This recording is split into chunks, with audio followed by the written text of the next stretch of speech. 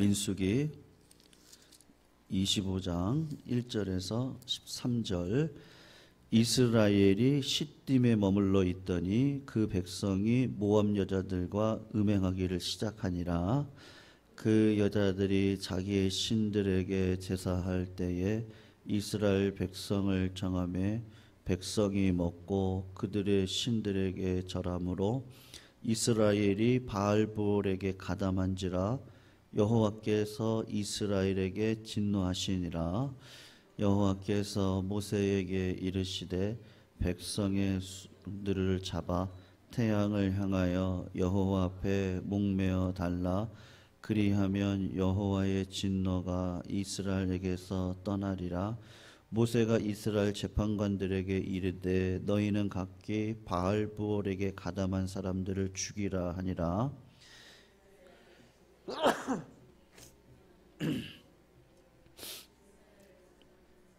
모세와 온 회중 한 여인을 데리고 그의 형제에게로 온지라. 제사장 아론의 손자 엘르아살의 아들 비느하스가 보고 회중 가운데에서 일어나 손에 창을 들고 이스라엘 남자를 따라 그의 막사에 들어가 이스라엘 남자와 그 여인의 배를 꿰뚫어서 두 사람을 죽이니 연병이 이스라엘 자손에게서 그쳤더라. 그 연병으로 죽은 자가 24,000명이었더라. 여호와께서 모세에게 말씀하여 이르시되 제사장 아론의 손자 엘르아살의 아들 비느하스가 내 질투심으로 질투하여 이스라엘 자손 중에서 내 노를 돌이켜서 내 질투심으로 그들을 소멸하지 않게 하였도다. 그러므로 말하라. 내가 그에게 내 평화의 언약을 주리니. 같이 읽습니다.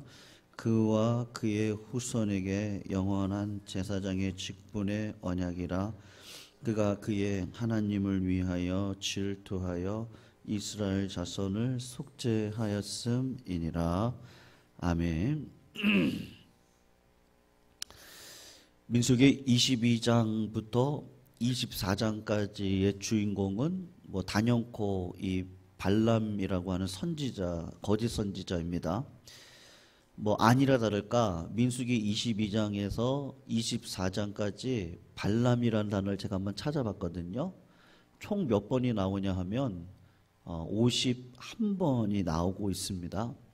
그런데 오늘 본문 민수기 25장으로 들어가서 보시면 발람의 이름이 단 한 번도 나오지를 않습니다. 그래서 발람의 역사가 이제 여기서 끝나는가 그렇게 생각을 할 수도 있는데, 오늘 본문을 보시면 이스라엘 백성들 24,000명이나 되는 사람들이 죽어가고 있거든요. 죽었습니다. 그런데 이 사람들이 왜 죽었느냐 하면 사실 25장에 발람이란 단어는 나오지 않지만 배후에 누가 역사하고 있어요?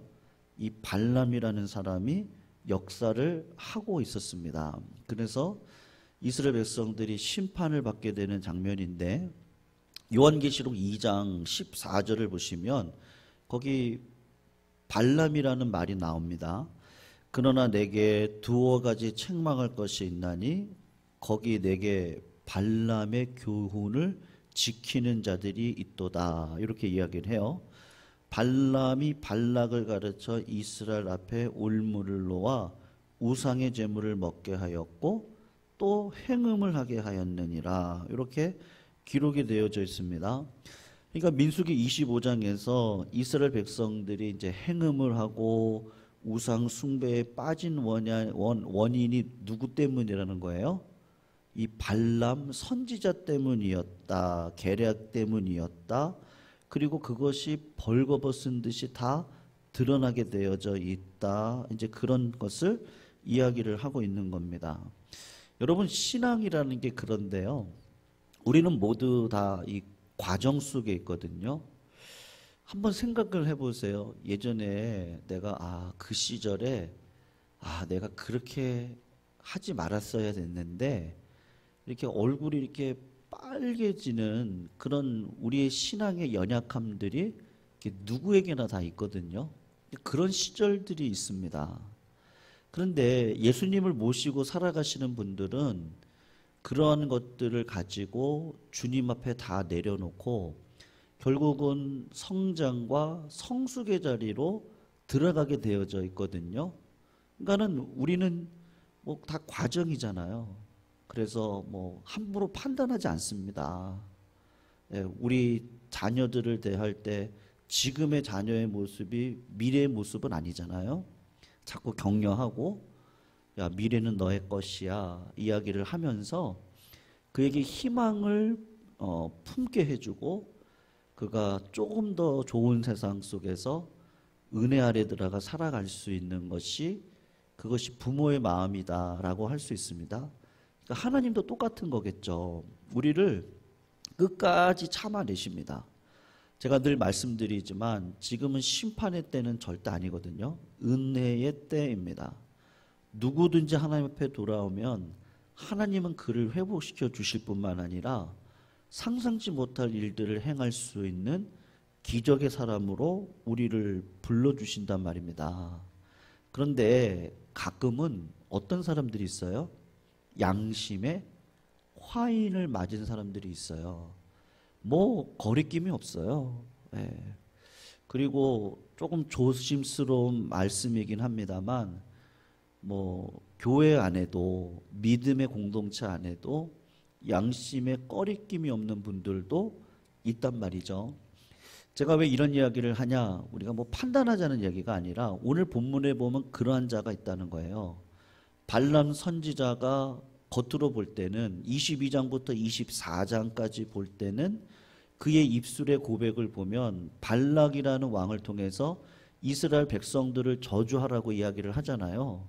그때 발람 선지자가 사실은 마음 가운데 뭐가 유혹이 됐냐면 이 명예와 물질의 이 유혹을 받았습니다.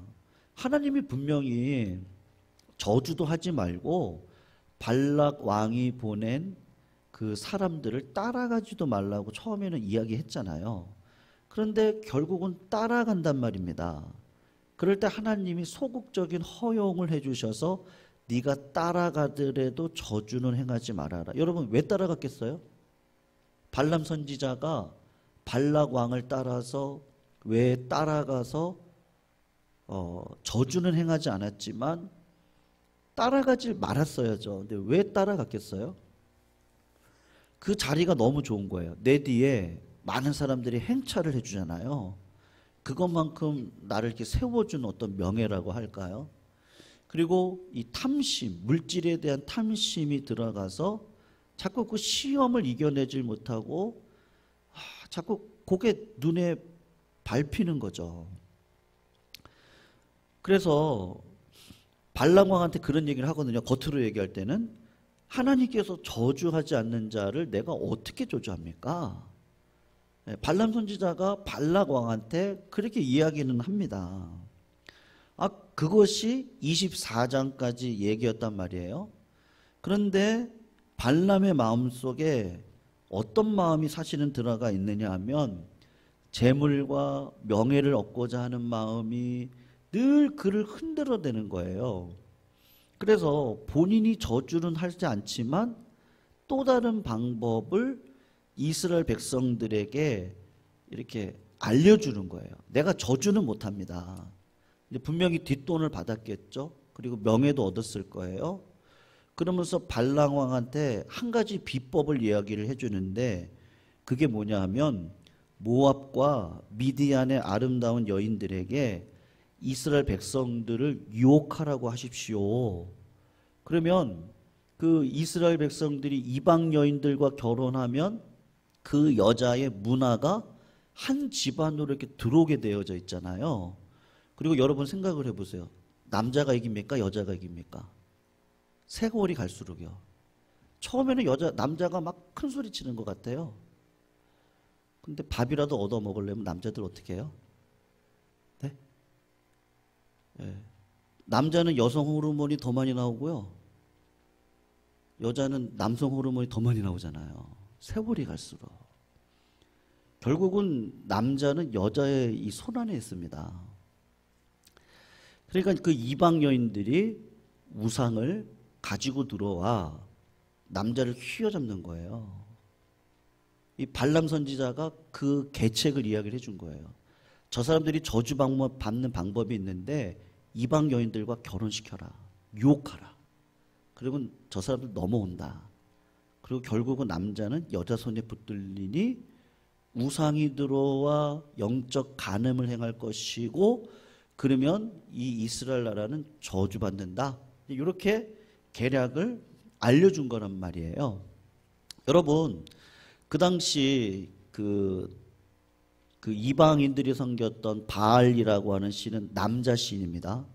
그리고 아스다롯은 여자 신인데 이 사람들이 성전에 올라가서 여자들이 올라오면 그 남창들이 있어요. 그리고 남자들이 예배하러 올라가면 그 여자들 그 매춘을 하는 분들이 그 안에 그 신전 안에 있었거든요. 예배를 드릴 때 그런 성행위를 하는 거예요. 왜 하냐? 그러면 그런 행위를 통해서 바알이라고 하는 남신과 아스다롯이라고 하는 여신이 운우지정을 나눈다고 이렇게 써 있더라고요. 운우지정을 나누어서 하늘에 구름이 덮이면서 하늘에서 뭐가 내려요? 비가 막 내린다는 거예요. 그러니까 그 당시 이 사람들이 가지고 있는 우상 숭배에 어떤 개념이 있었느냐 하면 남신과 여신이 만나서 아니 그 당시에는 농경사회잖아요. 비가 안 오면 어떡해요? 그러니까 비가 오는 방법은 하늘의 남신과 하늘의 여신을 결혼시키면 된다. 그때 사랑을 나눌 때 비가 내리지 않겠느냐. 그 행위를 밑에서 우리들이 도와드려야 된다. 뭐 이런 방식인 거예요. 여러분 이스라엘 백성들이 그런 문화에 빠져있는 여자들과 결혼을 했습니다. 그럼 그 문화가 당연히 들어오겠죠. 여러분 결과적으로 이 전략은 대성공을 거두었거든요. 그래서 민수기 25장을 보면 5가지 사실을 우리가 이 죄라는 게 이런 속성이 있구나. 첫 번째가 뭐예요? 이스라엘 백성들에게 있어서 이 죄는요 급속도로 퍼졌습니다. 그리고 두 번째로 짧은 기간에 광범위하게 퍼졌습니다. 그리고 세 번째로 쉽게 넘어갔어요. 이스라엘 백성들이 아주 쉽게 고기 냄새, 모압 여인의 미소에 넘어가 버렸습니다. 그리고 네 번째로 이들이 40년 동안 광야 훈련을 받았음에도 불구하고 인간의 죄성이라는 것이 뿌리 깊게 박혀 있구나. 아무리 광야 훈련이 고되고 하나님이 함께 하셨음에도 불구하고 인간의 이 죄의 문제를 깨끗이 씻어낸다는 것은 쉬운 문제가 아니구나. 그리고 또 한 가지가 뭐냐면 결론적으로 뭐예요? 우리의 죄성이 굉장히 크다는 것을 우리가 알 수가 있습니다. 근데 여러분 생각을 해보세요. 큰 성을 거둔 것처럼 보이는데 여러분 하나님의 자녀들을 그런 방식으로 저주할 수 있습니까? 하나님의 백성들이 그런 방식으로 유혹에 넘어갔다고 할지라도 그들이 저주받은 백성으로 살아갈 수 있나요? 문제는 그거죠. 죄악에 넘어갔습니다. 주님의 백성들이. 그럴 때 주님의 백성들은 저주받은 인생으로 평생을 살아갈 수 있습니까? 결론적으로 얘기하면 그럴 수는 없습니다. 네, 하나님께로 돌아오면 하나님은 우리를 살려주실 겁니다.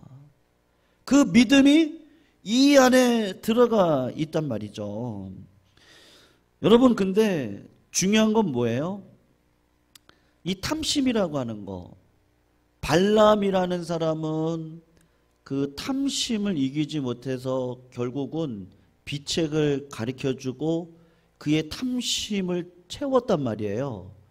근데 우리 찾지 말고요. 그냥 제가 민수기 31장 8절 우리가 예전에 한번 찾았었거든요. 2주 전 수요 예배 때 찾았었는데 거기 보시면 찾아볼까요? 그냥 발람의 최후가 나옵니다. 31장 8절을 가서 보시면 뭐 여러분 그 명예를 좀 얻었어요. 물질을 좀 얻었다고 한들 그걸 영원히 가지고 갈 건 아니잖아요. 근데 하나님이 그런 탐심은 패망의 선봉이라 그랬는데 교만은요. 8절을 한번 읽어볼게요. 제가요. 그 죽인 자 외에 미디안의 5왕을 죽였으니 미디안 왕들은 에위와 레겜과 수르와 흐르와 레바이며 또 부올의 아들 누구를 칼로 죽였다 그래요. 예, 발람을 31장 8절입니다. 칼로 죽였다라고 이야기를 하고 있거든요. 성도님들, 탐심이라는 것이 잠깐의 만족은 줍니다. 예, 잠깐에요. 근데 이 잠깐의 만족이 영원히 가지는 않는단 말이죠. 그러니까 이 결말이라는 것이 믿음으로 사는 자는 하나님이 반드시 은혜를 주십니다. 믿으시기를 축원합니다. 여러분, 믿음으로 살아가는 자에게는요, 그 자식이 걸식함을 절대로 보지 못하게 하십니다. 믿으시죠? 예? 믿으시죠? 뭐 우리 성도님들 자녀분들 그러시잖아요. 믿으시죠? 네, 정말로요. 하나님께서요, 뭐 성격 보시는 줄 아세요? 성격 다 더러워요. 네, 다 그래요, 다. 아니 뭐 분노 안 하는 사람이 어디 있겠어요. 인간은 거기서 거깁니다. 근데 하나님이 뭐를 보세요? 그 순종이요, 믿음이요. 그 한 번의 큰 순종을 보시고 하나님이 뭐 이상해요. 그 자녀들을 하나님이 함께 해주시는데 그 왜 그래요? 이유는 있거든요. 물론 은혜죠. 그것조차도 하나님의 은혜인데 하나님이 어떤 성도의 마음 가운데 아, 이거 하나님이 나보고 감당하라는 거구나. 그런 어떤 큰 흔적을 부모 세대 때 꼭 주시더라고요. 오늘 이제 그러한 사람이 나오거든요. 그렇게 해서 정말 말씀대로 이루어지는 것을 명확히 봅니다. 명확히. 그러니까 뿌린 대로 거두게 되어져 있단 말이죠. 근데 오늘 그 과정을 잠깐 보시기 전에 한 과정을 잠깐 우리가 좀 공부를 하면 좋겠는데요. 오늘 본문으로 다시 한번 넘어가셔서 보시면 25장을 넘어가셔서 보시면 하나님께서 보실 때 이스라엘 백성들이 결국은 이방 여인한테 넘어가서 마음이 빼앗겼단 말입니다. 그래서 우상 숭배를 하고 음란한 일을 했단 말이죠. 하나님은 죄와 함께 하실 수 없었기 때문에 모세에게 오늘 4절을 보시면 엄중한 명령을 내립니다. 4절을 보시면 여호와께서 모세에게 이르시되 백성의 누구를 잡으래요? 수령들을 잡아서 태양을 향하여 여호와 앞에 목매어 죽여버리랍니다. 지도자들을요 공개적으로 교수형을 취하라고 말씀을 하셨어요. 여러분, 뭐 전체 지도자들이 다 빠졌겠습니까? 근데 지도자들은 그 옳고 그름에 분명히 서야 되는 것이죠. 뭐 누구 편에 선다 뭐 이런 것들이 아니고 하나님의 진리를 그대로 선포하고 기준을 세워 놓으면 백성들은 따라오게 되어져 있습니다. 물론 여러 가지 스트러글들이 있겠지만 그러니까 누구 잘못이라는 거예요? 지도자 잘못이라는 거죠. 윗물이 맑으면 결국 시간이 흐르면요 아랫물이 아무리 더러워도 시간이 5년 10년 지나가는 밑에 물은 윗물이 맑으면 맑아지게 되어져 있습니다. 그러니까 뭐 지도자가 분명히 책임을 져야 됩니다. 하나님께서 지도자에게 책임을 물었습니다. 그랬을 때 모세가 엉뚱하게 반응을 보입니다. 그 말씀이 나오거든요. 한번 보세요. 거기 보시면 5절을 보시면 뭐라고 얘기하죠? 모세가 이스라엘 재판관들에게 이르되 너희는 각각 바알볼에게 어떻게 한 사람이요? 가담한 사람들이요. 지도자예요? 아니면 지금 모세가 어떻게 하는 거예요? 지금요? 하나님의 뜻에 순종합니까? 불순종합니까? 불순종하고 있죠. 네. 그냥 넘어가지 마시고요. 하나님은 지도자를 교수형을 시키라 그랬어요. 근데 모세가 하나님의 말씀에 그대로 순종하지를 않고, 아니 저들에게 무슨 죄가 있습니까? 바알보올에 넘어간 사람들만 죽입시다. 모세가 하나님의 명령에 순종을 하지를 않는 거예요. 그랬을 때 백성들이 이 말을 들을까요? 안 들을까요? 백성들은 다 알아요. 네. 저분이 무슨 생각을 하고, 아니 그 뭐 척 보면 척이죠. 다 알거든. 영적이기 때문에요. 뭐 그때는 잘 몰랐다 그래도 1년만 지나 보세요. 그리고 이렇게 생각을 해보면, 아 그런 마음 때문이었구나. 우리도 다 알잖아요. 야 그런 마음으로 이렇게 한 거야? 라든지, 아 그런 마음이었구나. 아 그런 사랑하는 마음이었구나. 라든지, 아니면 야 이거 뭐 그냥 본인 그냥 그런 거였네. 뭐 이럴 수도 있고요. 다 알거든요. 분명히 하나님께서는 지도자에게 책임을 물었는데, 백성들이 볼 때는 모세가 지금 잘못된 행위를 하고 있단 말입니다. 그러니까 이스라엘 백성들이 모세의 말씀에 순종하려고 하지를 않아요. 모세가 아무리 위대해도 하나님의 말씀이 아니니까 사람이 움직일 수가 없어요. 그래서 아무도 움직이지 않았거든요. 그랬더니 하나님이 어떻게 하셨냐면 직접 징계로 24,000명을 그냥 죽여버리셨어요. 순식간에. 분연히 일어난 사건이죠. 그러니까 모세도 아마 당황했을 것이고, 그리고 이스라엘 백성들도 막 울며 불며, 뭐 24,000명이 갑자기 다 죽어나갔으니까요. 여러분, 공동체가 시간이 갈수록 좋은 일이 있고요, 시간이 갈수록 뭐 스트러글이 있지만 결국은 하나님께서 원하시는 그 깨끗한 물의 방식으로 이렇게 가면 이렇게 살아나잖아요. 처음에는 아닌 것 같아도 뿌리가 내리고 열매가 맺어지게 되어져 있거든요. 물론 그 시간은 걸릴 거예요. 근데 이 맑은 물이 들어가면서 열매를 맺게 되어져 있는데, 지금 더러운 물이 들어와 가지고 하나님의 거룩함이 딱 들어오니까 24,000명이 죽어나갔단 말입니다. 하나님이 원하시는 건 뭐겠어요? 믿음의 한 획을요, 한번 이렇게 여기서부터 쫙 한번 믿음으로 살아가는 사람을 하나님이 기대하고 계시는 거예요. 네.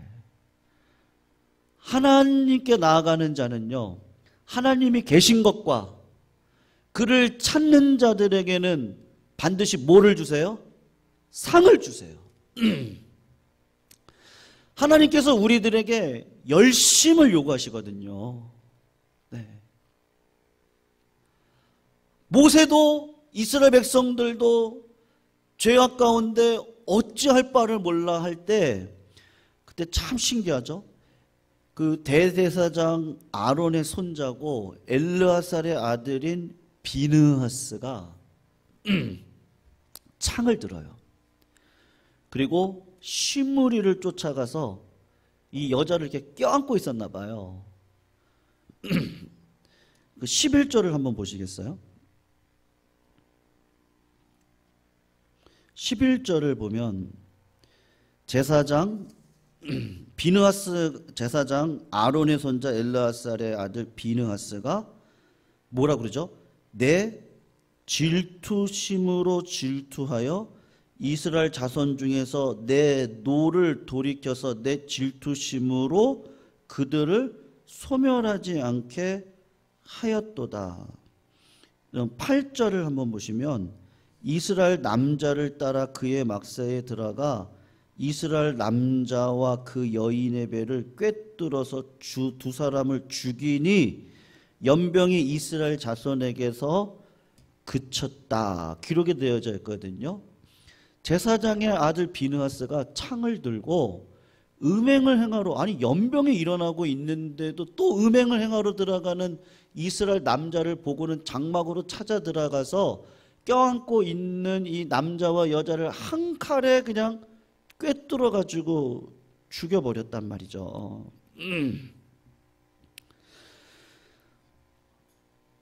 여러분 신기하죠? 그랬더니 연병이 그쳤어요. 그쳐버렸어요. 오늘날 세상에서도 열심히 사는 사람들은 많습니다. 진짜 열심히 사시거든요. 근데 그 열심의 대상이 다 제각각이에요. 아이, 물론 그럴 수 있어요. 자식을 위해서도 우리가 열심을 내셔요. 열심 안 낸다는 건 말도 안 되죠. 어떤 사람은 자기네 그 자산을 위해서도 열심을 내셔. 아, 그것도 맞죠. 그럼 뭐 맨날 가난하게 살아요? 열심히 물질을 모으시고 또 잘 운영도 하시고 그거 필요한 일입니다. 나라를 위해서 열심히 사시는 것도 맞습니다. 다 맞아요. 근데 그 나라와 그 물질과 내 건강과 내 자식을 누가 책임져 주세요? 누가요? 하나님이 책임져 주시죠. 네. 일제시대 때 우리나라가 넘어가야 될 시험이 있었습니다. 1907년도, 8년도, 6년도 원산대붕운동으로부터 시작되어진 평양대붕운동을 통해서 이 땅 가운데 하나님이 강력한 성령의 기름 부음을 허락하여 주셨거든요. 그 일들을 통해서 어떤 일이 벌어졌죠? 굉장한 부흥의 역사가 일어났습니다. 왜요? 앞으로 다가갈 큰 시련이 있었거든요. 그걸 믿음으로 넘어가기를 원했어요. 믿음으로요. 그 시험이 뭐죠? 일제시대의 환란과 사실은 신사참배가 기다리고 있었거든요. 네. 근데 장로교를 비롯한 감리교 모든 총회가 다 이 계략에 넘어갔어요. 일본 사람들이요, 목사님들을 붙여가지고, 야, 이거 신사참배는, 이거는 그냥, 우상숭배가 아니야. 이런 식으로 계략을 붙였거든요. 그래서 다 넘어갔어요. 그래서 신사참배는 우상숭배가 아니요, 그냥 국가 제식으로 하는 인사일 뿐이다. 그리고 목사님들이 전부 다 그 신사에 가서, 옛날에 남산에 있었잖아요, 신사가요. 그 계단 있죠? 그거 일제 때 만들었던 계단이죠. 그 계단 위에 올라가 다 신사참배를 했어요. 이걸 못 넘어갔죠. 여러분, 장대현 교회에서 평양대응 운동이 일어났었거든요. 근데 여러분, 장대현 교회가 김일성 광장으로 바뀌었죠. 그리고 교회 위에 뭐가 세워졌죠?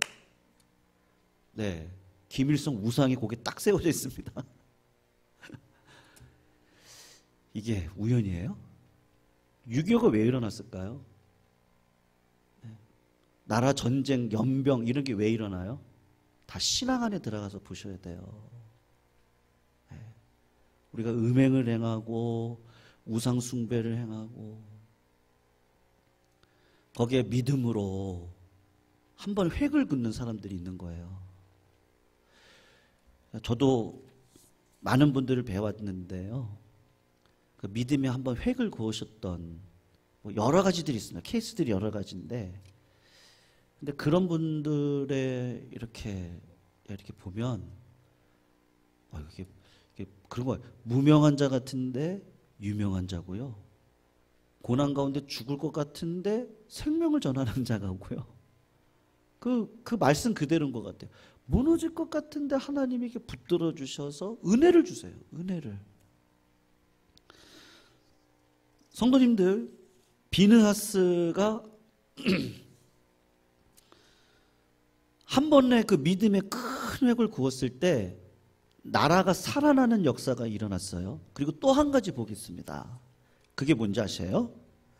하나님께서 비느하스 후손으로부터 대대로 제사장이 나오게 할 것이라는 복을 내려주셨어요. 그러니까 이 가정은요, 평화의 가정이에요. 이 가정은 믿음의 가문으로, 이 가정은 은혜의 사람으로 내가 세워주겠다. 그래서 그 언약을 지켜가시거든요. 네. 왜요? 은혜죠. 근데요, 내가 뿌리는 것만큼 하나님은 걷게 해주시거든요. 우리가 이러면 기복주의입니다. 내가 뭐를 얻으려고 하나님을 조정하는 건 기복주의인데, 여러분 기독교 신앙 안에 기복주의가 없냐고요? 있거든요. 하나님이 복의 하나님이시잖아요. 아니 제가 성도님들 위해서 물질에 어려먹게 놓기 위해서 기도하시오. 제가 성도님들 사업이 잘 되기를 기도하고 우리 성도님들 건강하기를 기도하죠. 이게 기복이에요? 기복 아니에요. 당연한 부모의 마음이고 지도자의 마음이고 우리 성도님들이 잘 되기를 원하죠. 근데 진짜 잘 되는 길이 뭐예요? 영적인 눈을 떠주세요. 성도님들 기도에 열심을 내주세요. 성도님 하늘의 눈물을 좀 가져주세요. 성령을 받으세요. 네. 말씀을 사랑하시자고요. 그리고 우리 믿음으로 살아요. 이게 기복이에요? 아니죠. 성도님 믿음의 한 획을 우리 같이 그으시자고요. 네. 말씀의 칼을 들고 내 심령을 깨끗하게 하고 말씀의 삶으로 나라와 민족과 이 지역사회에 하나님께서 우리들을 향한 놀라운 일들을 계획하고 있는데 우리 같이 기도하시자고요. 그리고 우리 같이 그 일에 동참하시자고요. 하나님이 책임 안 져주시겠습니까? 책임져 주실 겁니다. 성경을 보세요. 하나님이 그렇게 복을 내려주시잖아요. 여러분, 이 나라 이 민족 잘 될 수 있습니다. 네, 교회가 살아있으면 되는 거죠. 이 지역사회 잘 될 거예요. 예광교회가 있으니까요. 여기다 붙여놓고 싶었어요. 죽전동에는요 예광교회가 있습니다.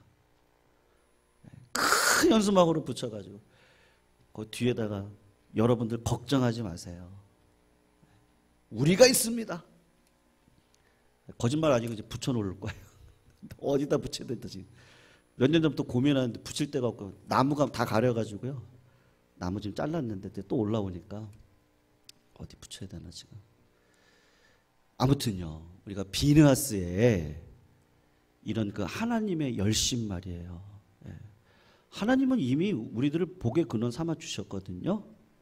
성도님들, 우리가 그런 사람으로 쓰임 받으시기를 주님의 이름으로 축원합니다. 네, 하나님이 그런 자들에게 반드시 복 내려 주실 줄로 믿습니다. 446장